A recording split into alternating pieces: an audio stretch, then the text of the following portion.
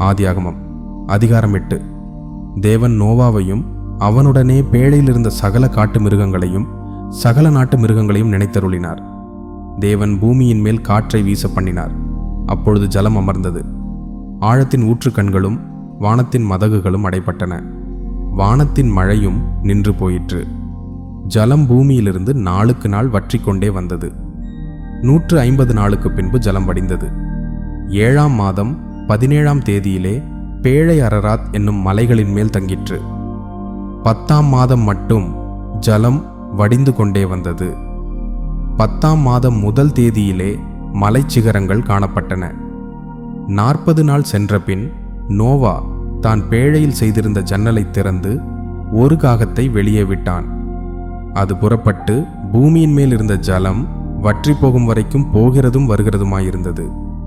பின்பு பூமியின் மேல் ஜலம் குறைந்து போயிற்றோ என்று அறியும்படி ஒரு புறாவை தன்னிடத்திலிருந்து வெளியே விட்டான். பூமியின் மீதெங்கும் ஜலம் இருந்தபடியால் அந்த புறா தன் உள்ளங்கால் வச்சா வந்து இளைப்பார் இடம் காணாமல் திரும்பி பேழையிலே அவனிடத்தில் வந்தது. அவன் தன் கையை நீட்டி அதை பிடித்து தன்னிடமாக பேழைக்குள் சேர்த்து கொண்டான். பின்னும் 7 நாள் பொறுத்து மறுபடியும் புறாவை பேழையிலிருந்து வெளியே விட்டான். அந்த புறா சாயங்காலத்தில் அவனிடத்தில் வந்து சேர்ந்தது. இதோ, அது கொத்தி கொண்டு வந்த ஒரு ஒலிவ மரத்தின் இலை அதன் வாயில் இருந்தது. அதனாலே நோவா பூமியின் மேல் ஜலம் குறைந்து போயிற்று என்று அறிந்து கொண்டான். பின்னும் 7 நாள் பொறுத்து அவன் புறாவை வெளியே விட்டான். அது அவனிடத்திற்கு திரும்பி வரவில்லை. அவனுக்கு 600 வயதாகும் வருஷத்தில் முதல் மாதம் முதல் தேதியிலே பூமியின் மேல் இருந்த ஜலம் வற்றி போயிற்று. நோவா பேழையின் மேல் தட்டை எடுத்து பார்த்தான். பூமியின் மேல் ஜலம் இல்லாதிருந்தது. 2ஆம் மாதம் 27ஆம் தேதியிலே பூமி காய்ந்திருந்தது.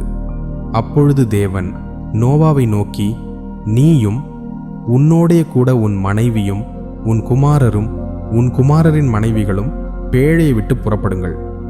உன்னிடத்தில் இருக்கிற சகலவித மாம்ச ஜந்துக்களாகிய பறவைகளையும் மிருகங்களையும் பூமியின் மேல் ஊறுகிற சகல பிராணிகளையும் உன்னோடே வெளியே வரவிடு. அவைகள் பூமியிலே திரளாய் வர்த்தித்து பூமியின் மேல் பலுகி பெருக கடவது என்றார். அப்பொழுது நோவாவும் அவன் குமாரரும் அவன் குமாரரின் மனைவிகளும் புறப்பட்டு வந்தார்கள்.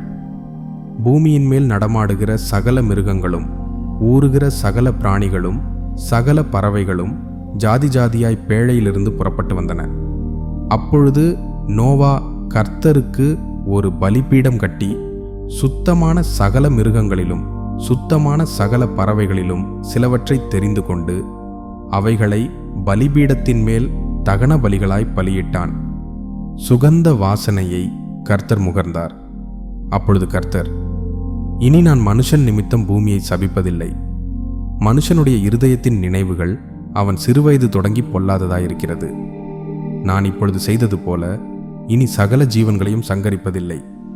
பூமி உள்ள நாளளவும் விதைப்பும் அறுப்பும் சீதளமும் உஷ்ணமும் கோடைகாலமும் மாரிகாலமும் பகலும் இரவும் ஒழிவதில்லை என்று தம்முடைய உள்ளத்தில் சொன்னார்.